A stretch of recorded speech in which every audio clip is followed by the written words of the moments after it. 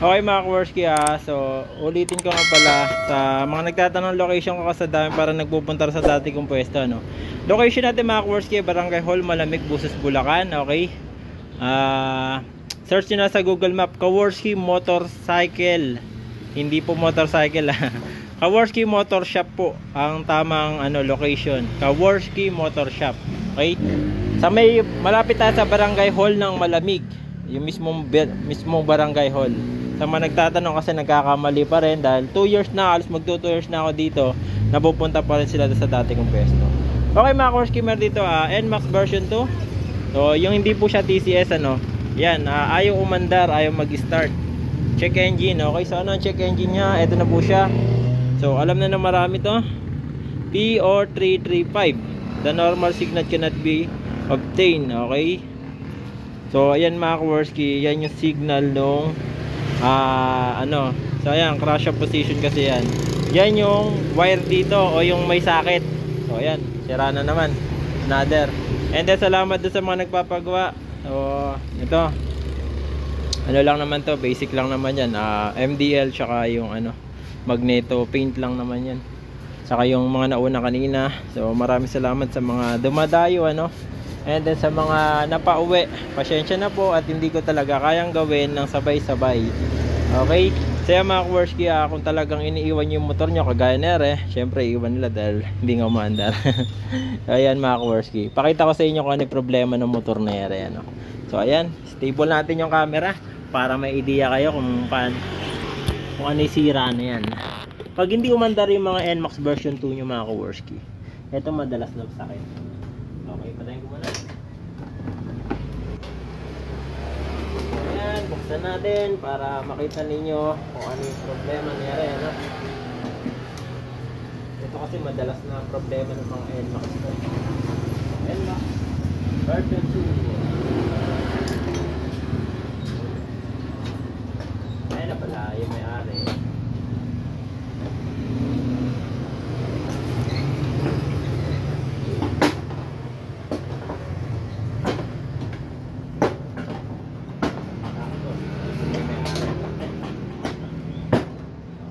Problema ng kanyang motor ay malamang ito, yung sakit dito kasi yan ang mga sakit ng mga sabi ko nga huwag nga akong dalhin sa iba dahil meron pa lang ako sa mekaniko muna, bibalik ako pa karga na lang natin sa karamasyon. Eh natagalan, hinintay may karamasyon. Paano nila ma-detect? Wala siyang diagnostic. Kung dadalhin sa wala diagnostic, hindi nyo malalaman niya. Kaya nga, yun nakapagpasado na ito lagi gawa ng laban na shop namin, mga version 2. Kaya sa mga nagtatanong sa akin, ano yung mga the best na motor mga Kaworski, the best, mag Honda na lang kayo. Honda ADV na. Mga ADV, PCA, walang masyadong issue yung mga Kaworski. Kagaya hindi ko lang sila dinadaw niya Yamaha, magandang Yamaha. Ang problema nga lang, masyadong issue, daming error pagka medyo tumagal na sa inyo ang motor. Okay, ito yan, yung sakit na yan. Yan ang problema na yan. Okay, muna natin yung mga pins. Ayan, ito yung problema na yan. Hindi nagko-connection.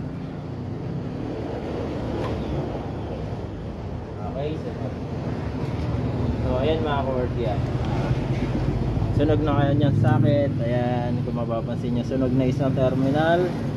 Yan ang nagiging issue ng mga NMAX version 2. Alright, so syempre dito mga Kaworski, hindi ko na hindi na ako gumagamit ng ibang mga sakit para makamenos kayo ng gastos. Diskarte ni Kaworski yung gagawin. Okay, sa mga magtatanong, paano yan nirekta mo, paano kung masunog? May sakit pa po yan sa ECU, lagi niyo pong tatandaan yun. Yung sakit ng ECU, meron din pong protection yon. Wag niyo pong kakalimutan yun, may protection din yon. Na ganitong sakit din. Okay? Kaya wag kayong mabahala, wag kayong matakot. Napakadami na naming nagagawang ganyan mga Kaworski. Wala naman nagkakaproblema. Okay? Kung may magka-problema man sa katagalan na rin ng motor dahil nagagamit. So ito kasi nasa Bulacan kasi kami mga Kaworski. Alam niyo naman sa Bulacan kung anong kung anong ano to, kung anong daan. Is yung Bulacan dito sa amin is talagang lubakan talaga, kaya yan nagkakaroon ng mga problema. So ito idol, nasisira to dahil sa ano, daan talaga, sa daan. Oo, normal yan. Normal yan. Ayan, nasa Bulacan pa naman tayo. Ayan yung problema idol, kung bakit ano, bakit ayaw ayaw niya mag-start kapag sinabing crankshaft position. Yan na yan. So ang gagawin ko dyan, hinang syempre. Alright, okay, bago ko pala putulin mga Kowarski, bigyan ko kayo ng paraan. Pag hindi umandar yung motor ninyo, walang para siyang yung pag ini-start nyo, para siyang nalolobat, yung nagbiblink yung nyo, halimbawa tumatakbo kayo, bigla na lang namatay.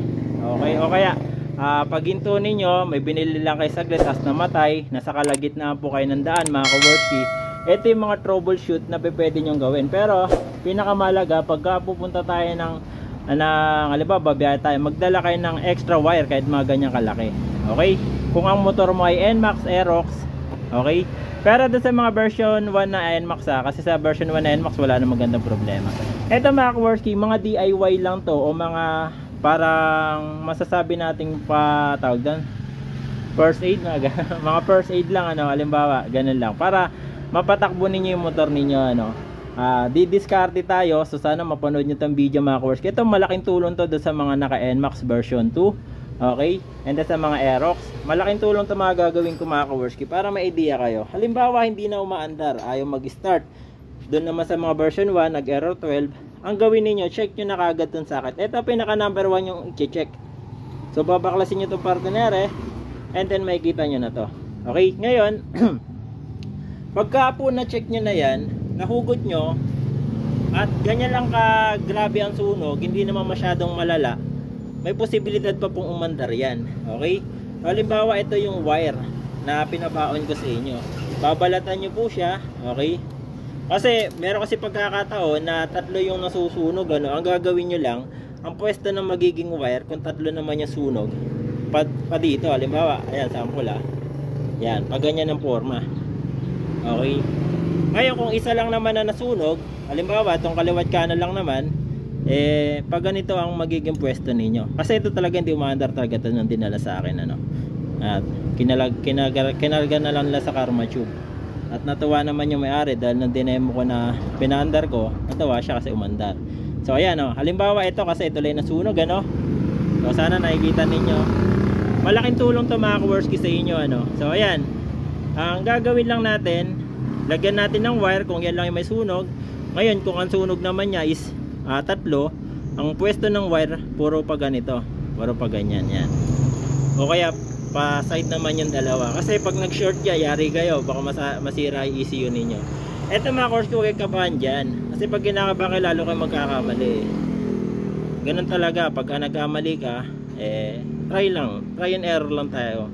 Siyempre, halimbawa ganyan, ayun, sasalpak ko, ayan, lang naman to, kumbaga parang lang, para makauwi ka, ganun. Tapos pagka nalock nyo na, ayun, try natin start. Okay, yan. Natin. Start natin, tignan natin kung andar. Ayan, may check engine pa rin syempre. So, ayaw. O, baka hindi nagko-contact. Diin natin. Ayan. Mandar yung motor. Diba? O, alam niya na.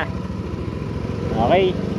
So, ito para doon sa mga naka NMAX version 2, Aerox version 1 or version 2, gawin nyo yung gantong proseso pag hindi na umaandar yung motor ninyo, kasi wala tayong idea. Pero sa mga version 1 kasi may kita natin error 12, pagka mga version 2 wala tayong idea kung ano error, kasi nga need talaga ng diagnostic tools para ma-check nyo kung ano yung problema. Ngayon mga Kowarski, subukan nyo to. Halimbawa sa kaligitnaan kayo ng biyahe, napakalaga ng strategy na to para makauwi kayo ng maluwalhati sa ating mga tahanan. So gawin niyo itong proseso na ito mga Kowarski, kasi naka-encounter tayo ng mga ganyang customer. Nasa kalagitnaan ng biyahe, nasisiraan po sila ng ganito. Buti na lang natatapat sila sa atin, o buti na lang natatapat sila sa mga marurunong na mekaniko.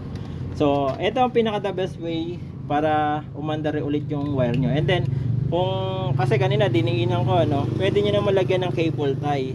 Yan, para hindi po siya ano lumuwag. So yun yung gagawin yung ano strategy. So yun lang mga kaworski, na share ko lang para sa mga followers, subscribers. Share nyo naman tong video mga kaworski para po sa kaalaman din na ito. Alright, so tapusin ko muna. Okay, sa mga kaworski, ganito lang ginawa ko. Syempre tinanggal na natin sakit. Yan. Pero kailangan talaga pulido hinang ninyo So ang hinang naman na mga kaworski, basic lang naman. So hindi ko na napakita sa inyo ano. Kumbaga ito yung wire. Ito yung mga hibla ng wire ano. Paggaganyanin nyo lang siya. Yan. Tsaka nyo i-ball ng konti and then patungan nyo siya ng hinang. Ano. So para sureball yung magiging hinang nyo, para na rin sa ibang kapwa mekaniko, gumamit kayo ng Ichiban na 0.8. Yan. Yung soldering lead natin ano. Tapos ano ba ang pinakamagandang ano soldering iron ano. So gagamit naman po kayo ng 60 watts. Yan. Para ma-idea sa iba kasi marami akong ano nagagawa. Hindi masyadong luto yung hinang. Kasi po hindi po tama yung wattage ng ginagamit yung soldering iron at saka yung inyong soldering lead. Okay, so sa mga magtatanong sa mga kabili na to, hanapin nyo na lang to mga kaworski sa ano sa Shopee or Lazada, meron po yan. So doon lang din ako mo-order dahil pag dito ko in-order sa mga ano shop dito, mahal. Kaya doon na lang kayo mo-order. Okay? So sana mga kaworski may natutunan tayo ano. So ayan, check natin. So na-delete ko na rin yung ano na to, error. Ayan. Wala nang code dyan kasi na-diagnose ko na yung mga kaworski. So ginamit ako ng diagnostic tools yan. Pinakita ko na sa may-ari. Okay, start natin. Ayan, working na. Diba? Alright. So maraming salamat mga kaworski sa mga nagpapagawa sa akin at sa mga magpapagawa pa, sa mga tumatangkilik sa akin mga kaworski, sa mga magtitiwala sa akin, maraming salamat po sa inyo ano. So ibibigay ko sa inyo pinaka the best ko na trabaho. Hanggat kaya nating repair niya, re-repair natin. Huwag kayong mag-alala dyan mga kaworski dahil lahat ng ginagawa ko may paliwanag. Hindi tayo basta-basta gawa lang ng gawa. Hindi pwede kasing hindi nyo rin naintindihan yung mga ginagawa namin. Kaya pinapaintindi ko doon sa mga customer mga kaworski. Alright, so sana sa mga hindi pa nakapollow, follow na po kaya and then subscribe sa ating YouTube channel. So maraming salamat. Ulitin ko sa mga nagarap na location ko. Location ko ay malapit sa Barangay Hall Malamig, Bustos, Bulacan. Okay? So hanapin nyo na lang po yung Kaworski Motor Shop. Alright?